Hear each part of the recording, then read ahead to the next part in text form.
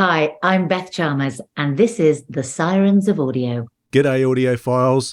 On today's episode, we are going to be reviewing two different Big Finish stories that were chosen for us by the Big Finish Randomoid Selectatron.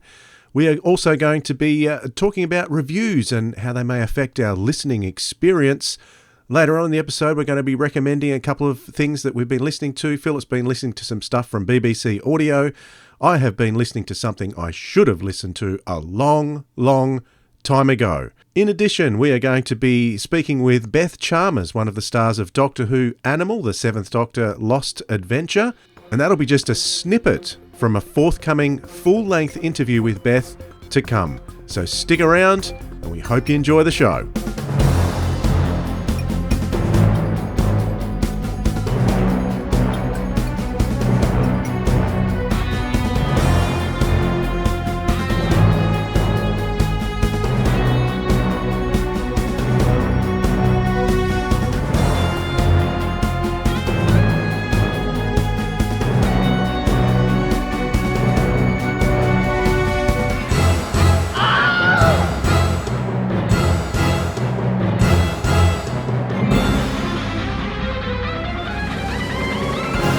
G'day audiophiles, this is The Sirens of Audio, the show that explores the universe of Doctor Who in the audio medium. I'm Dwayne.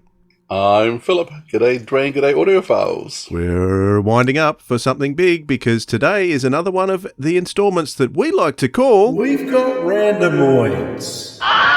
Yes, it is Randomoids time again, and the Big Finish Randomoid Selectatron has chosen for us two stories today. The first story that we're going to be looking at is The Bride of Peladon, which is the last story to feature the character of Erimem in the Big Finish monthly range. And we're also going to be looking at a lost story, Animal, which is the third story in the proposed season 27, written by Andrew Cartmel and starring Beth Chalmers as Raine Creevy. So did you enjoy listening back to those, Philip? I really did. Two really excellent stories.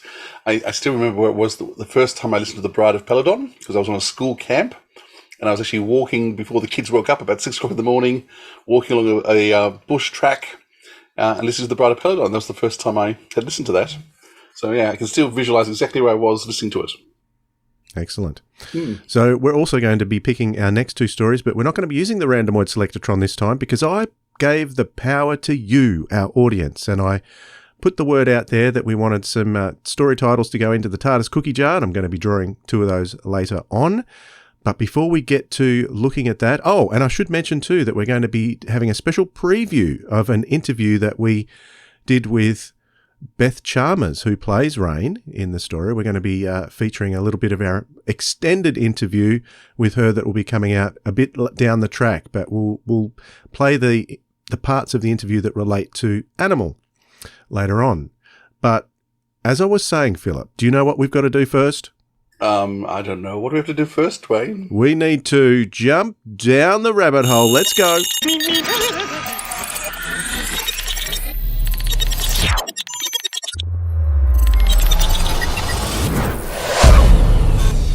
Welcome, Philip. We are here. Bit dark. In the rabbit thank hole. you. Actually, it's very light because we're recording in daytime again. We're doing lots of those lately. It's very strange. Very strange, I can tell you. But I was actually talking with you yesterday about this rabbit hole topic, so you know what's going to come. I know, it's a pre-warning. I know. It's very strange. So I've given you some time to think about it, which is not fair. It's not as much fun for me when you've had time to think about these things. I forgot what it was, though. I remember as soon as you tell me, but I can't remember what it was. Oh, so I told you and you just completely disregarded what I said and didn't think about it for the next day. Anyway, here we go. Didn't disregard, but certainly didn't think. Right. Here is the question for you. Do you base your listening on reviews? Oh, I remember now. Very often. No, I deliberately do not listen to or read reviews of anything I see. So I don't look at reviews for movies, for TV shows, for anything. Often you'll pick up gossip and chat about what people like, but I will not actually go and read reviews. I tend to find I just don't need them. Either they're going to say what I already think when I see it, and so I don't need to hear it, or they're going to disagree with what I think, and I don't care then what they think because they're wrong, because they've got a different opinion. So I avoid reviews. I don't avoid them. I just don't bother. So, I mean, occasionally something will pop up on Twitter, but I'll never click a link to a review.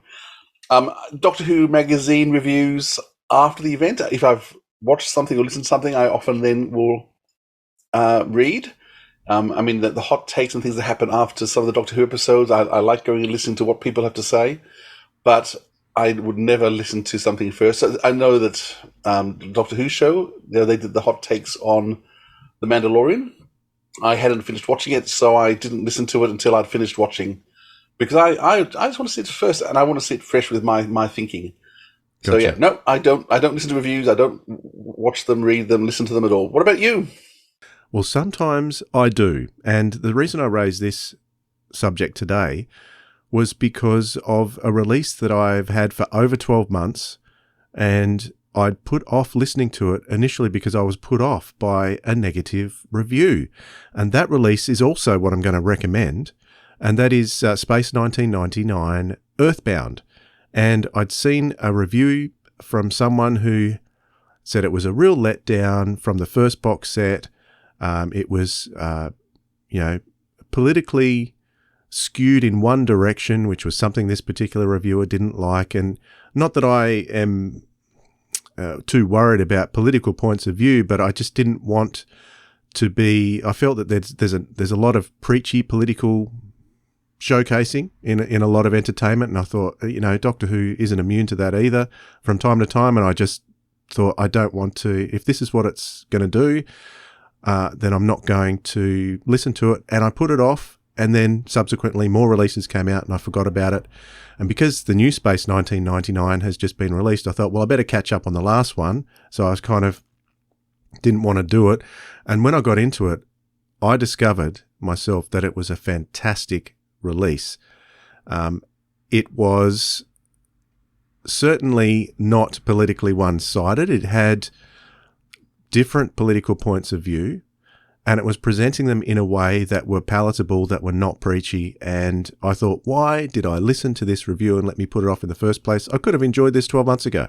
So that's the effect that reviews had on me. I don't know if it has it on you, our listener or viewer, but it's good for you, Philip, that you don't let yourself even test the waters of reviews like that. You sort of don't let yourself be sort of persuaded by anybody before you go in. So yeah, I have a tendency to look at reviews from time to time. I try not to let them colour my view, but in this case, I did let it colour my view, and it was a mistake. So as a kid, did you used to get swayed by public opinion, what the other kids thought around you? Did you? Well, I was a Doctor Who fan in the 80s, so obviously no. not. Maybe you just didn't talk about it then. Yeah. No, I don't read the blurbs often. I mean, maybe when Big Finish makes an announcement months before something comes out, I'll look to see who the writers are. And I might have a quick scan of the one or two sentence bio when something's being first mentioned. But when I get a release, I don't look up the actors. I don't look up anything at all. I just like to come really fresh. And at the end, I'll go back and go, oh, were they in it? And I get surprises by who was in the cast. And often I'll pick writers and directors along the way now, because I'm listening to such a lot, and I often will pick voices. But I like to come to a story totally fresh, knowing nothing, and then just falling into it. And then, of course, forming my opinion, what I think of it. Because, I'm so arrogant. My opinion's the right one anyway, so why would I listen to anybody else? That brings me to our next question. If people shouldn't be persuaded by opinions and reviews and things like that, why should they listen to us? Because we, once again, I'm always right, so you want to listen to what I have to say. No, we deliberately, we are cautious about what we do and don't review. The stuff that we don't like, we don't talk about. And so if there's releases that people may have worked it out by now, maybe they haven't. We can't possibly talk about everything that comes out. We haven't got time. But there's also stuff that comes out. If we don't particularly like something, we just don't talk about it. I was raised by my mother to, if you can't say something nice, say nothing at all. And so often there'll be some releases we just don't talk about because we haven't particularly liked them. But also, both of us, I think, always try to find the good in a story. And we try and give an overview of a story without making savage critique. I think a lot of reviewers find their worth and fulfillment by finding the fault. Whereas I'd much rather listen to something and go, well, this is what I really appreciate it. And I think we often say, too, that if you like this sort of story, you'll like this sort of story. So we often do comparisons between stories rather than actually say, and I also think we're very clear in terms of this is what I like.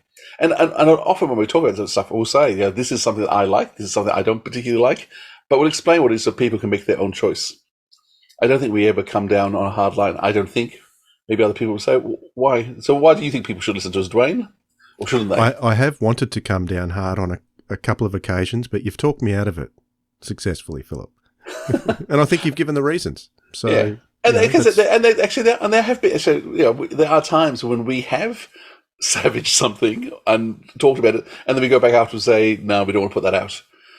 Because, recognizing... But I'm thinking immediately of Sapphire and Steel. I wanted to do a Sapphire and Steel show. I love it. You don't. And I think it's good to get those contrasting views between the two of us, people who are friends and who can continue to be friends even though we like different things, which is an interesting thing that you actually commented on that at our live events.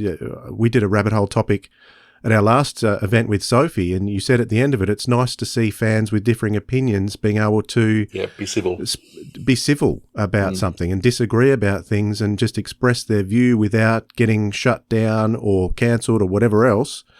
And I think that's where the internet is a bit of a problem for people's opinions. If you don't share those opinions, you could quite easily be shut down. So I just think a lot of the things that are said on the internet, you would never say in person. So we like to keep it a more in-person kind of experience. Yeah, yes, I agree. All right, that's our rabbit hole topic. Let's crawl up out of it. And it is time to have a look at the first story that the Randomoid Selectatron has picked for us, and it is The Bride of Peladon. I will read the blurb. Peladon will bathe in oceans of blood. A mysterious voice, a missing girl, and a murdered queen. The royal house of Peladon is once more plunged into intrigue, terror, and death. The Doctor, Peri, and Erimem must find their way through a treacherous labyrinth of lies if they're to distinguish friend from foe before it is too late. For deep beneath the citadel of Peladon, something infinitely ancient and immeasurably powerful is stirring. Great Agador, dark beast of our ancestors, hear my words, I pray. From out of the mists of legend, a man has returned to help us. Doctor? What was that? Whatever it was, it didn't sound good. This is Ambassador Zixlia. My ship has been attacked. Require urgent assistance. The Doctor has always been a friend to Peladon. I don't doubt it, but history teaches us that death travels with the Doctor. I need manual control and I need it now. If he resists arrest, kill him. Everyone, strap yourselves down. We're going to crash! Doctor!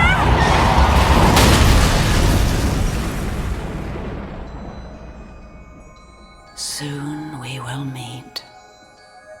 Soon you will face your destiny. The Bride of Peladon, The Facts and the Trivia. Written and directed by Barnaby Edwards, number 104 in the monthly range. Recorded the 26th and 27th of July 2007 at the Moat Studios and released in January 2008.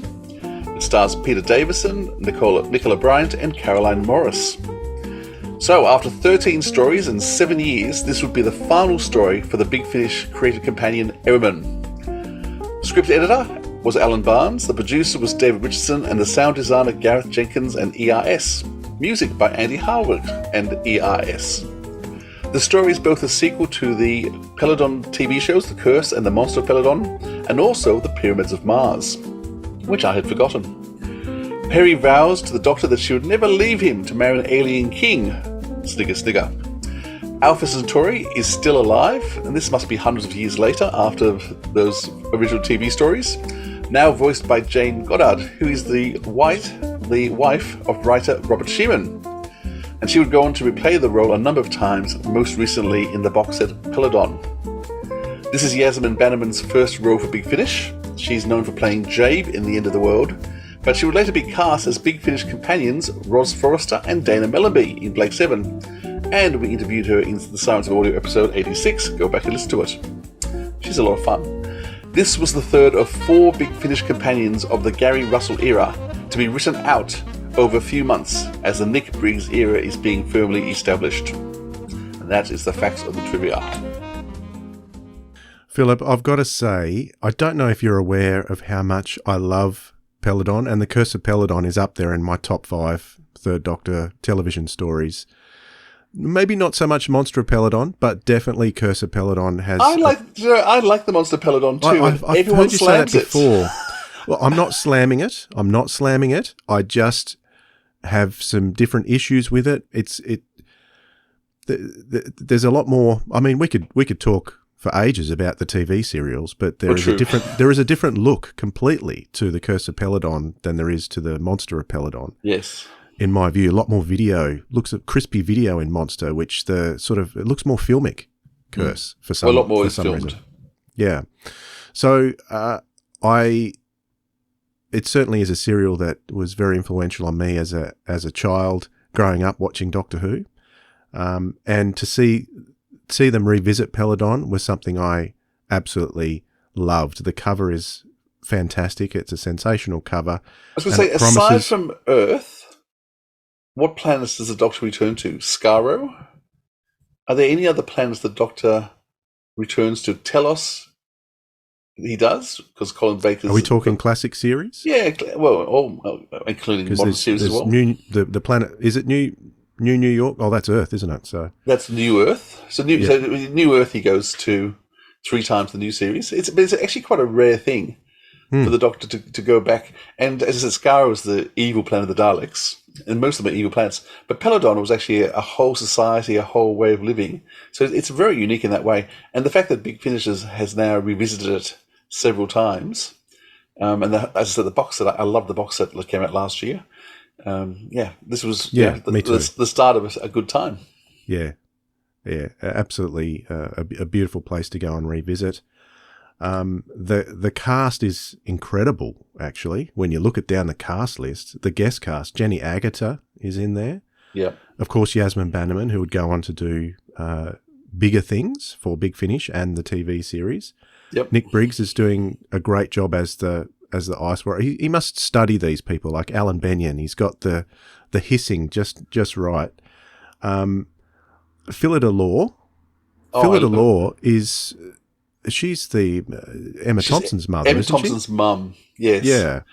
So Phillida Law is a huge Shakespearean actress and appears in lots of Kenneth Branagh's films as well, and just love her. And she appeared in Sarah Jane Smith Adventures. She was the old lady in first and second series when they visit a nursing home. So yeah, amazing actress, love her. Yeah. So and when you look at Barnaby Edwards wrote and directed this, and what I always love about Barnaby Edwards is he's very theatrical. When I've seen extras and documentaries talking about Peter Moffat and State of Decay, how the actors move around each other, this is the kind of sense I get that Barnaby Edwards does when he directs something. It's a very theatrical and staged performance where the actors are always doing something interesting. They always feel like they're moving. And that's the sense I get with Barnaby. Do you get that too with his direction? Yes. I think partly because Barnaby manages to get such big name casts because of how he's worked in the theatre a lot. He pulls in his theatre friends. Actually, we didn't mention Richard Earle is also in this, who of course goes on to play Watson in the Shakespeare series, and Jane Goddard, yes. Who I always think Jane Goddard needs a mention all on her own, I think. Okay, we'll get that. But yeah, what a cast. Yeah. So Jane was fantastic as Alpha Centauri, a brilliant performance. So she's got so close to the original voice, it's uncanny, and it's beautiful to revisit that. I think Nick Briggs plays Arctos, which is like the original Arcturus voice. So this is far more in common with this to the Curse of Peladon than Monster of Peladon. Although there are some references to Vega Nexus, I think it is, from Monster of Peladon. And to tie that in and make it all, this was the only disappointment I have with this, I think, is the Erimem. You mentioned at the outset that she was in 13 stories. I thought it was a lot more, but it was the time period she was in, I think, that made it feel like it was a lot more. 7 years, but only 13 stories. It's a bit tragic, actually, that's it's only 13. I felt that Erimem left rather quickly at the end, even though it was beautifully done. There was great chemistry between Carolyn Morris and Nicola in those scenes right at the end. It was beautifully done. Don't get me wrong there, but it just felt a bit rushed to me. I thought it was very typical of the Pertwee period, and how regularly they got rid of companions. Where you look at Sarah Jane Smith, Joe Grant, Liz Shaw doesn't even get a mention. Even Zoe Jamie, you actually had, for most of the period of Doctor Who, these ridiculously fast ends. There was certainly a chemistry between Erimem and Peladon happening throughout the series. The thing that surprised me, and sorry, there are some spoilers here, was the death of Pandora. It was actually a very unusual, and it didn't feel like a proper Doctor Who death. People in Doctor Who usually deserve to die, or they're total innocents, and so you'll have a character who just appears to be killed to show what the threat is like, or there'll be reasons for why this character's underhand or deceptive or has done something wrong and deserves to die. Pandora was just a really lovely character. It was an arranged marriage. She was coming to fulfill the will of her father. She was a lovely person. And so her death is actually very unusual and actually jarred with me because it's not a normal Doctor Who death. Because that sort of person would usually be rescued or wouldn't die. And so it was actually, to me, a real big shock. So that was the catalyst for Erimem to stay. Otherwise, he would have married Pandora. Yes. Had she survived, then she couldn't have married. And as I said, had they made her narkier towards the mother-in-law, had they made her a bit nastier, then it would have justified her dying. Usually with most characters who die in Doctor Who, there's usually what serves them right. They're being greedy, or you look at the Horrifying Rock where everyone dies. Every character has flaws, and every character you kind of they deserve to die. I mean, it's a bit callous, but there's usually behind it. Pandora, there's no reason. It was just one of those tragic deaths. It's a Tasha Yar death, a death without reason or without meaning. It did advance the plot, and it was important for the plot reasons, or the contrived plot reasons. But to me, it really jarred. It has been a long time since I heard this, and I had forgotten that she died. So that twist really threw me, and I just kept thinking, it felt unnatural. Do you know what I'm saying? Am I making sense? You're making perfect sense. Yeah. Once again, you've got to write a paper sometime on the deaths in Doctor Who. But you look at most deaths in Doctor Who. Sounds like fun. Yeah, it's either someone who's just introduced to die. Look at Web of Fear episode 1 and the museum. Actually, even he's nasty to John, the main character, before he gets killed by the Yeti. Yeah, so sometimes they're just introduced just to be fodder. But she was more than that. She was a complex, three-dimensional character who you actually liked, and it was just a bit nasty because of that. But it made it effective. Yeah. It didn't feel like Doctor Who because it wasn't quite a Doctor Who death. Yeah. And how do you think it came across in the sound design for you as returning to Peladon? Yeah, it certainly had set up the image really well in terms of, because Arcturus and Alpha Centauri and all those characters, their voices echoed the same way. They had a good echo in the room. I do remember actually the music was good as well. So all the elements were subtle, but they certainly helped paint the scene. And it did have that sort of dark, gloomy, lit by torches feel to it, even though you didn't see that sort of stuff. You're more of the expert with sound. You listen to that stuff more. What did you think? No, I thought it was really well done. So the one thing I'd forgotten was the same thing you'd forgotten, was the addition of the Pyramids of Mars elements to it. How did you feel about that? It was virtually a female Sutekh, basically. Yeah, I'd totally forgotten it. And I don't know why that hadn't stood out to me. I actually think Erimem leaving overshadows the story. And so every time I think of the story, I think about it, it's Erimem leaving. And because I really like Erimem, I thought she was a marvelous character, works so well with Nicola and Peri. So to me, this is the story where Erimem leaves. So I'd totally forgotten that the whole Sutek element was there. And it took me a long time to click that what was going on. Because it's not probably till episode 3 it starts to come together that's what it is. And as I said, to me, it was very... it's pretty late on. It really felt like Hamlet. And I guess it's supposed to. That you've got the battlements, you've got the ghosts, you've got the dead parent, I've been murdered. So there's so much settlement, so much set up like Hamlet. This is Hamlet on Peladon. That when that element came in as actually it's a huge alien from before the dawn of time, I wasn't expecting it because I was still expecting it to go down the Hamlet line, which it didn't quite do. Even the whole revenge me. So yeah, I think Barnaby's been strongly influenced by Hamlet, but when you've got such a marvelous tapestry as Hamlet to work from, well, why not? Yeah, and this is just another reminder to me: is like the stories of the Fifth Doctor on television, sort of, most of them leave me a little flat. But it just reminds me, if the Fifth Doctor wasn't your cup of tea on television, make sure you listen to the audio stories because he's really got some depth in the Fifth Doctor stories on audio like they never had on television. Is that a fair comment? Yeah, I think it's fair to say. There's a lot of... Actually, and really, this whole series with Erimem and him are brilliant. From the very first... It's a bit tragic, really, that she left after 13. Like you've said that number, it seems so low to me. Yeah, well, as I said, she was very much a creation of the Gary Russell era.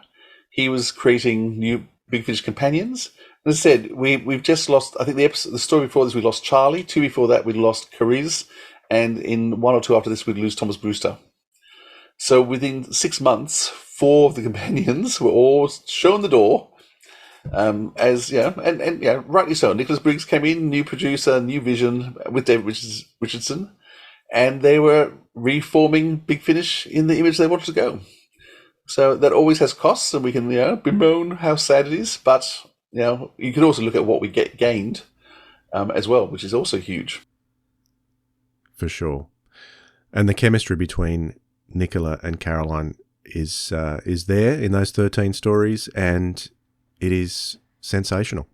Yeah, the great tragedy is what did Caroline go on to do, because she never came back to finish.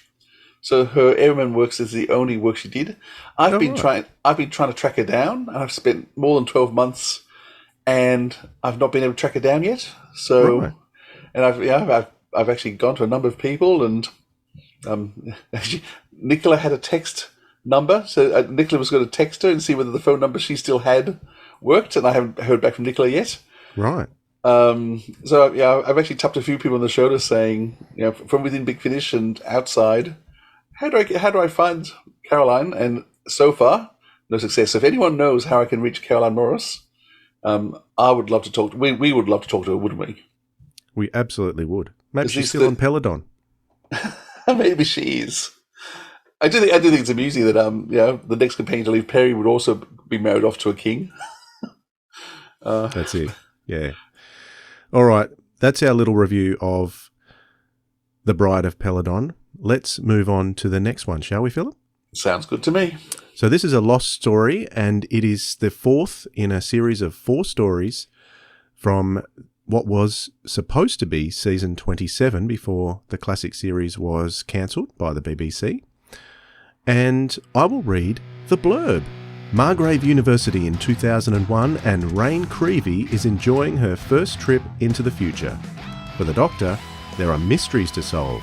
What are the alien creatures imprisoned in the science labs? And what are the true motives of the student Scobie and his followers? With enemies on all sides, the Doctor teams up with his old friend Brigadier Bambera and the forces of UNIT in a battle for the future of the whole world. Coming soon from Big Finish Productions, Doctor Who: The Lost Stories. Animal. You will come to no harm. Sorry? Why have you all suddenly fallen silent? I know who you are. I know you're not who you claim to be. You will come to no harm. They were found growing wild in Mauritania. We were investigating the remains of what appeared to be an alien craft that had crashed in the tropical forest. It's one of those things! Ironically, this is exactly what I wanted to show you, Doctor. Watch out! You will come to no harm. Is everyone all right? A spaceship. It's colossal!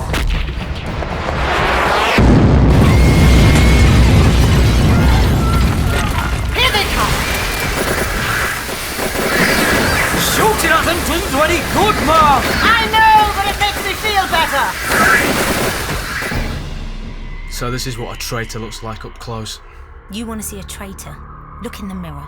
You will come to no harm. The campus is a ghost town, Doctor. Just tell me what's going to happen. It's a surprise. Cast him down into the killing pit. All I can tell you is that it's going to be their worst nightmare come true. Subscribers get more at bigfinish.com. The facts and the trivia for Animal. Written by Andrew Cartmel, directed by Ken Bentley. This is Series 2 of the Lost Story range and developed as part of the Lost Season 27. Recorded on the 21st and 23rd of April 2010 and released 14 months later in June 2011. Starring Sylvester McCoy, Sophie Aldred and Beth Chalmers. The script editor was Andrew Cartmel, the producer was David Richardson, and sound design and music by Simon Robinson. Raine Creevy is now appearing in her second story, a companion who was created by Andrew Cartmel to replace Ace 20 years earlier. Finally she appears. Raine was designed to be the total opposite of Ace, and the two of them in some ways don't get on, but there's still great chemistry between the actresses. Beth Chalmers was cast as the new companion and played Raine in this run of stories until the box set Dominion. We have a full-length episode of that Beth Chalmers coming up. Stay tuned for a later episode. The original story had a new Brigadier, but David Richardson suggested bringing back Angela Bruce to play Brigadier Bambera. Angela Bruce would return over 10 years later to play Bambera again, in the unit Nemesis, and now in her own series of unit stories set in the 1990s Brave New World. And Amy Pemberton, who appears in this story, would go on to be cast as another companion for the Seventh Doctor, Sally Morgan. That's the facts and the trivia. All right, Philip, so you go first this time. Give us your thoughts on... Oh, why don't we just quickly talk about this series of Lost Stories, because it's a kind of a funny series. It always sat a little bit strange with me. What about you? So the first couple of stories in this Lost series I didn't really get into, because I'm trying to think, was it The Prison in Space and Great Macedon? Or was Great Macedon series box set 1? So there was a couple of the Lost Stories was a new concept, new idea where they found scripts, and so they were originally first and second Doctor stories, the first few that were designed. And it was interesting that when they got into these ones, we then had a run of I think 5 stories, which would have been the backbone of what season 27 would have been. I'm really not sure why they didn't release them as season 27. I think today. How many stories did you say? Is it 5? It's 4. Up? You sure? 4. Yep. What are they? We've got Thin Ice is the first one. Then we've got Crime of the Century. Then the one that's the subject of our chat today, Animal, and then Earth Aid. So just the 4. Mm-hmm. Okay. I had in my head there was more than that, but obviously not. Yeah, so I today released them all properly as a box set of the Lost season 27. So it's interesting that they slot in here right after a couple of second Doctor stories, I think, that have been produced first. Yeah, the first one was, I just had a quick look because it's right above my head, Farewell Great Macedon and the Yellow Arc of Fragrance, I think it's called. What's it called? Yes, is that season 1 of the Lost Stories? The fragile Yellow Arc of Fragrance. Yeah, so that's First Doctor. Yep. And then we've got Prison in Space and Curse of the Daleks was on the second one. That's right. And then immediately followed by these 4 stories. So these 4 don't fit those first... Well, actually, Curse of the Daleks doesn't quite fit either. So they were just kind of lumping them all in together. I don't think they'd really thought through the best way of releasing them. But I guess it was a new range and they were still working it out. But these 4 stories I really enjoy. Some of the other ones, because it's sort of narration and very small cast, they're okay, but not brilliant. Whereas these stories, suddenly you have full cast recordings great stories, and you could really see what's going on. So I do think by the second half of this range, Lost Stories in season 2, they really hit the mark. Mm-hmm. I guess part of it, I'm not quite sure why they didn't produce the others in quite the same way. But anyhow, yeah. So I love it. What do you like the Raine Creevy stories? Yeah, I did. I think originally Ace wasn't supposed to be in all of them, but she is in all of them in this series. I think she was supposed to take off and then turn up again at the end. I think that was originally how it was supposed to be, just like Earth Aid. She does turn up there the way she was originally intended. But I always like having Ace around. I like Sophie Aldred and her portrayal of Ace. So it was nice to have her. It was strange, wasn't it? The first story was like Raine's mother, was it? Father in the first story. Yep. And then she didn't come in until the second story. So this is virtually the first time she's off on an adventure with the Doctor, apart from her initial story in Animal.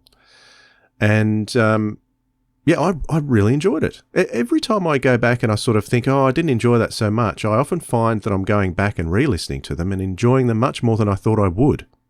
Yeah. It made me regret I didn't have time to go back and listen to the whole run. And so I want to try and find time to listen to the whole run of Raine Creevy stories again, because it must be 10 years since I've listened to these. Yeah.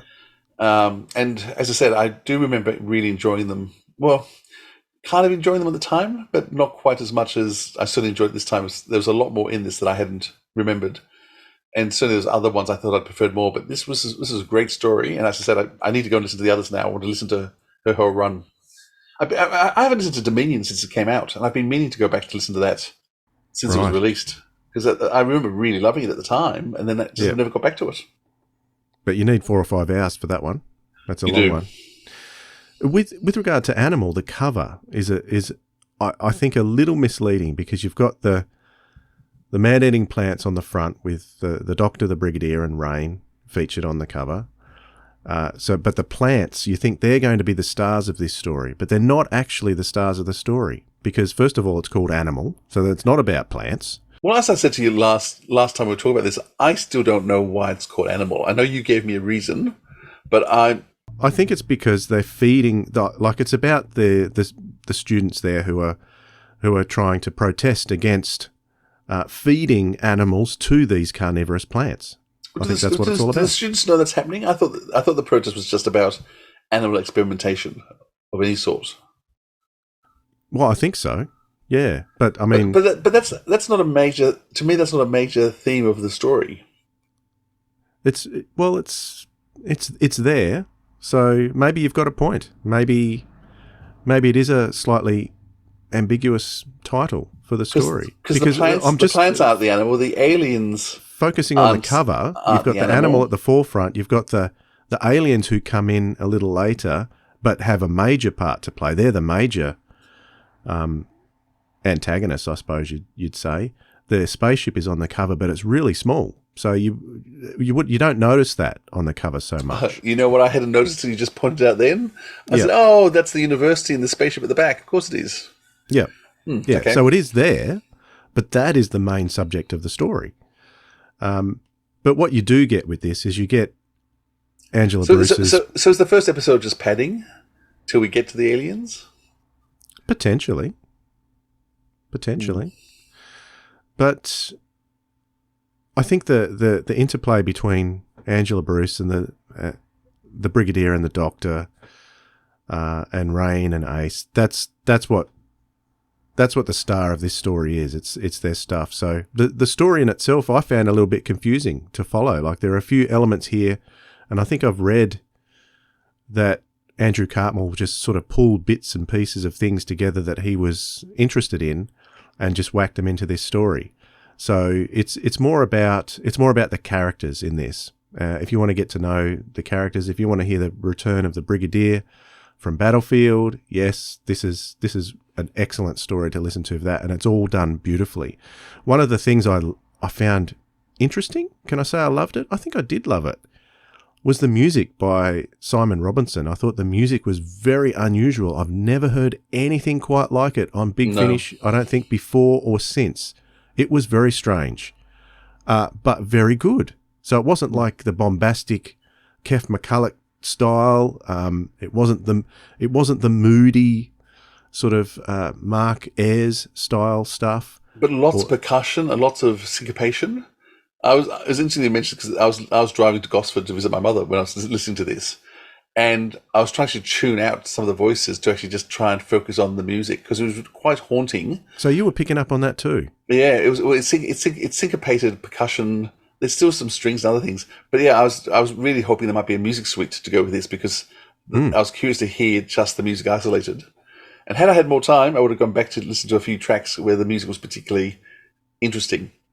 Really, really deep, bassy tones that really got inside your skull too, particularly if you're listening with headphones. Yeah. So it was really intriguing, and I think I did love it. Depends whether you think that's a good thing or bad thing with music. Should you notice music in a story or not? So some people would say that if you, I think so too. Which part of it is I love the modern series, and I love. You say Murray Gold. I love his music because I think it's strong and confident, and I love that.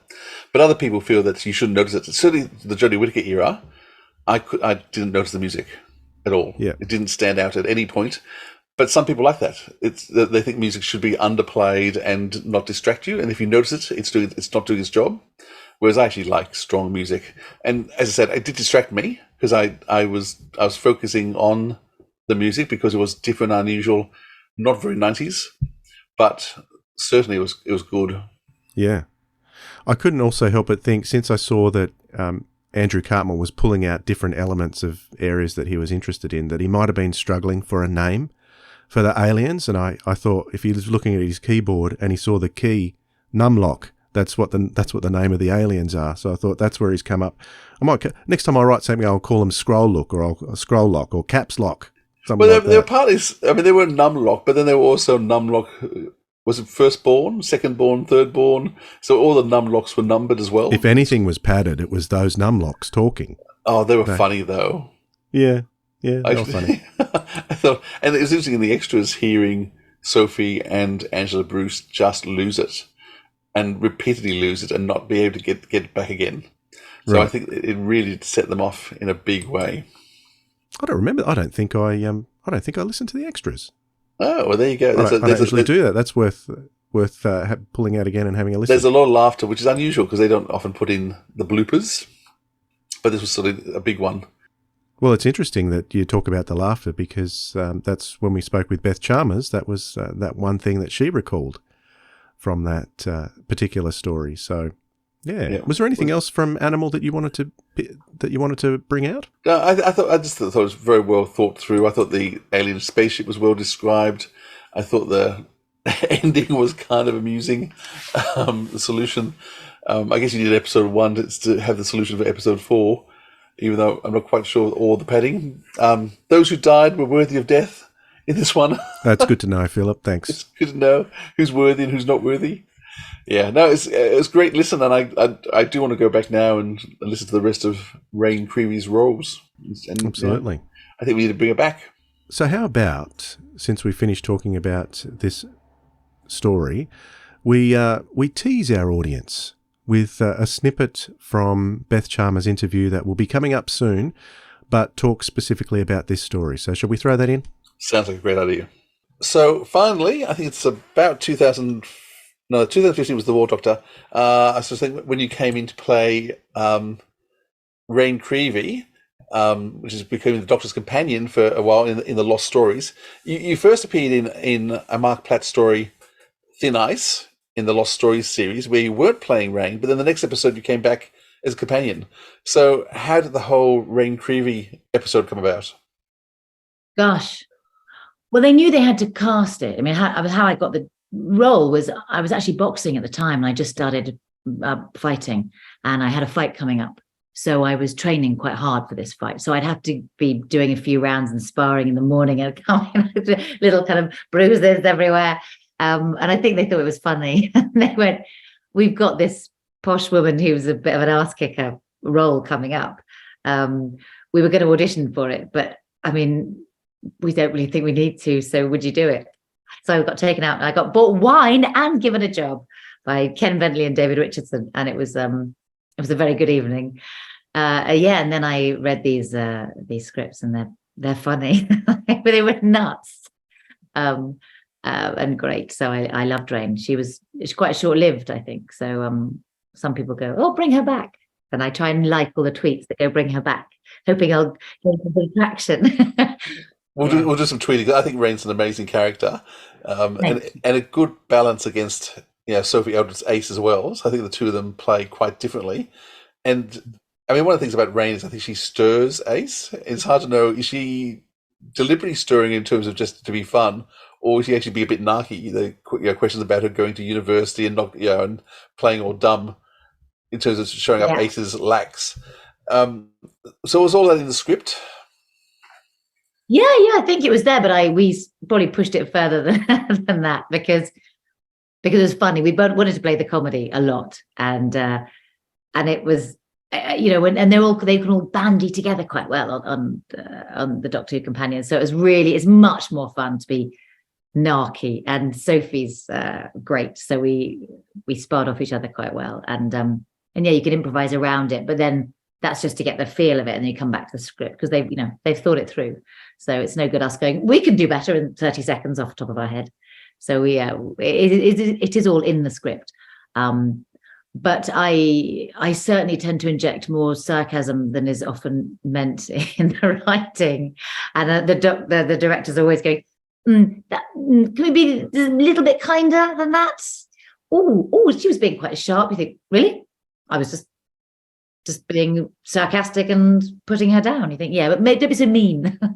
So I got softened a bit. In the third story in that set, Animal. You got to work with Angela Bruce, and she'd worked originally in the TV series, but now she's back doing her own box sets with Unit. And in the extras, Angela comes across as quite a fun person to work with. What are your memories of working with Angela? She is that. She's got both the very quite hard direct side, so she can play the hard stuff because she's got a ballsy woman who's a strong woman, bright woman. And she can be direct, but she's also actually a really good giggler as well. So the flip's great, and it means that she's playing quite a hard direct character. So when she giggles, it's quite funny, and she is. She's bags of fun. She was loads of fun, but I haven't worked with her for a long time. It was a while ago. I mean, Animals are interesting in terms of there's three very strong female characters who are very different. So there's your Raine character, Sophie's Ace, and Angela Bruce's Brigadier. What's it like in terms of having a play with so many strong women and yet being able to do very different roles and do different actions throughout? It's great. I mean, if we were three strong men, nobody would go, what's it like to play, you've got three strong men in one scene? It's just great to play with good actors. I mean, whether they're playing plants or men or ghosts or whatever they're playing, it's just good to be in there with good actors. But yeah, it means I suppose when you're battling for status all the time, which is great because it can move. If you have a scene where you've got one very, very strong high status woman and one low status person, you're set in your tracks. You can do that. But it's quite good when a scene moves and you can see the jostle and the status changes. And we quite like playing with that. So yeah, that is quite good for that. But great is the answer. Hi there, everybody. Sophie Aldred here, aka Ace from Doctor Who, and you are listening to the Sirens of Audio podcast. All right, so stick around over the next month or so because that full interview with Beth Chalmers is coming out, and she is a delightful person to speak with. Yep, she is. Yeah. A lot of fun. So that is our Randomoids for this time. It only leaves us to pick the next couple of stories, and as promised, I have requested some titles from the audience. for our forthcoming Randomoids episodes. I'm going to pull them out of the TARDIS cookie jar. Now, there's a couple of rules with this. Because some people are doing single stories and some people have done box sets. If we pull a box set out, first of all, we're not going to pull any other stories out of the box because a box set is enough for one edition of Randomoids. If we pull a single story, that's fine. If we pull another single story, that's fine. That's our two. But if we pull another box set, we're going to put the box set back in, and either you, Philip, or I are going to surprise the other one with a random story. Does that sound like a good rule? Okay. So you don't have to think too fast. Because there's always the editing. But I'm going to pull out two stories from the Randomoids Selectatron. I'm going to pull out two stories now from the TARDIS cookie jar, and I actually looked at one, so I better just mix them up a bit. And we'll see what's story number 1. And I'm not looking. And there we go. That's what we've got for next time. Oh, Classic Doctors New Monsters Volume 2. Have we done this? No, we did Volume 1 because Roddy, who suggested Classic Doctors New Monsters Volume 1 was Roddy. And he's now suggesting Volume 2. Oh, so there Roddy, we go. you're getting bit boring, Roddy. More stuff. Okay.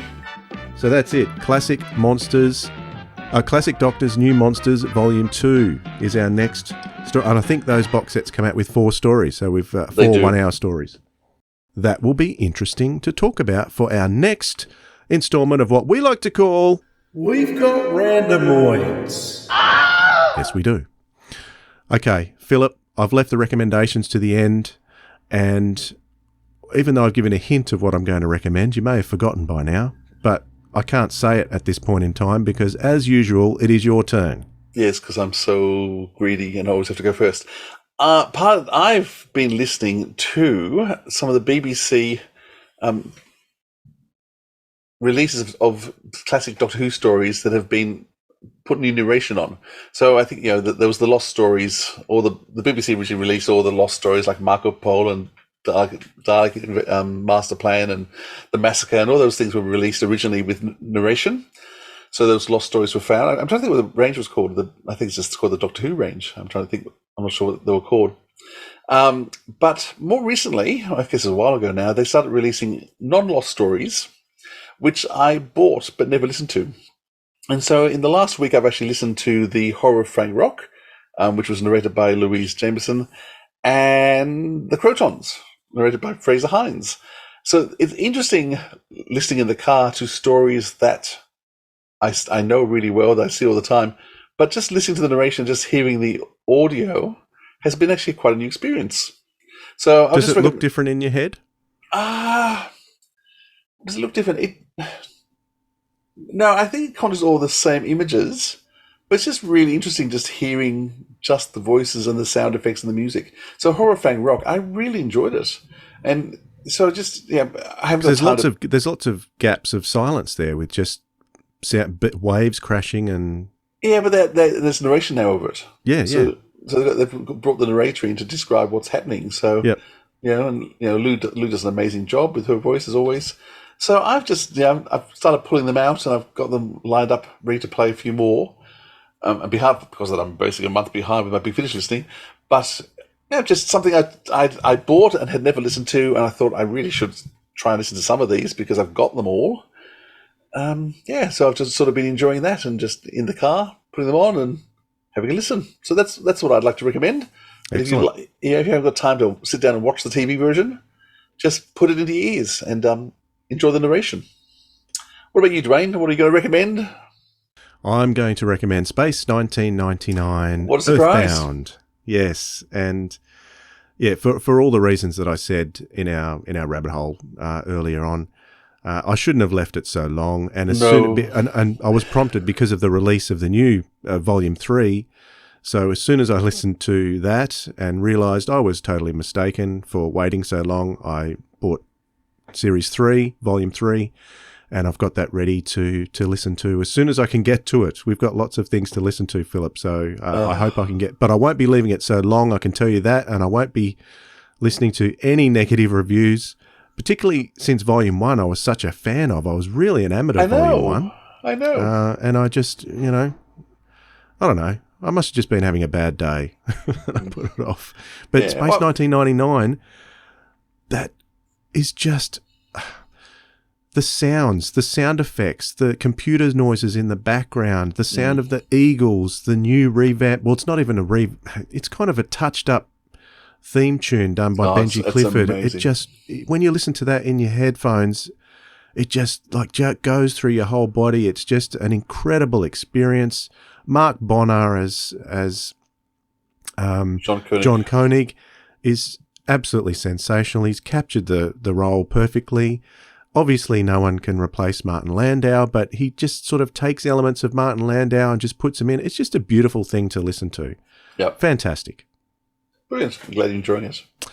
All right, that's us for this edition of the Sirens of Audio. It's been wonderful to have your company today, Philip, on this beautiful sunny day. I know, and as always, you too. I mean, it's so warm, I'm not even wearing a jumper.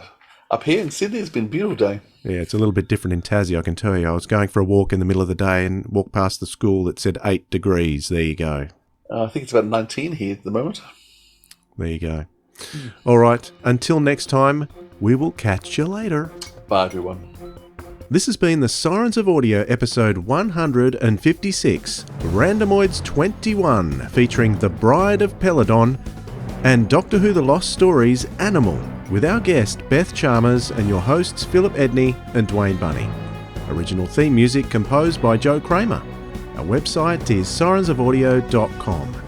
Comment below to let us know what you thought of the episode or the stories, or contact us via email at sirensofaudio@gmail.com or any one of our socials. Thanks for listening, audiophiles. We'll hear you next time.